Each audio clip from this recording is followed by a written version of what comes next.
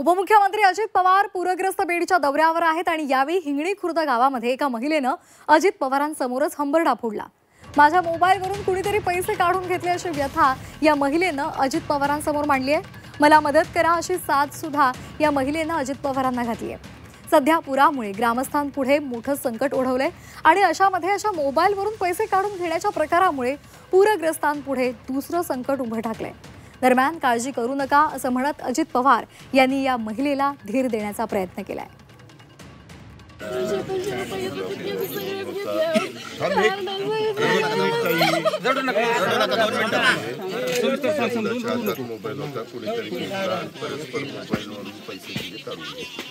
तर ते आपल्याला सायबर क्राईम म्हणून आणि आपल्याला काढता पण तरी PI साहेब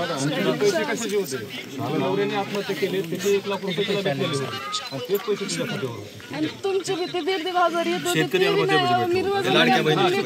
पैसे मिळालेले ते 1,500 का बंद झाले? सायबर क्राईम झालेला आहे। 1 लाख रुपये होते। बहिणीची केस समजून आपल्याला तपास लावून त्याचा बंदोबस्त करायचा आणि मदत करायची। मला पुढच्या ट्रिपला नवनीत स्वतः सांगायचं फार म्हणजे त्या सगळ्या बाजूने तुम्हाला हात जोडून विनंती करायची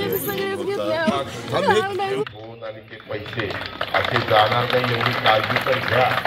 पोलीस मंडळीनं तुम्ही पण घ्या माझी विनंती आहे। आणि मी तुमचा पालकमंत्री असणं वरचेवरच येणार आहे। तिथं तुमच्या SDO तुम्ही इथंच आहेत ना, SDO इथलेच आहेत, हे SDO आहेत म्हणजे प्रांत आहे, हे तुमचे मामलेदार आहेत आणि हे तुमचे कलेक्टर आहेत आणि मी तुमचा पालकमंत्री आहे। त्याच्यामुळं आम्ही सगळेजण तुमच्या पाठीशी आहोत। आपण काळजी करू नका, कुठं अडचण येऊन घेणार नाही।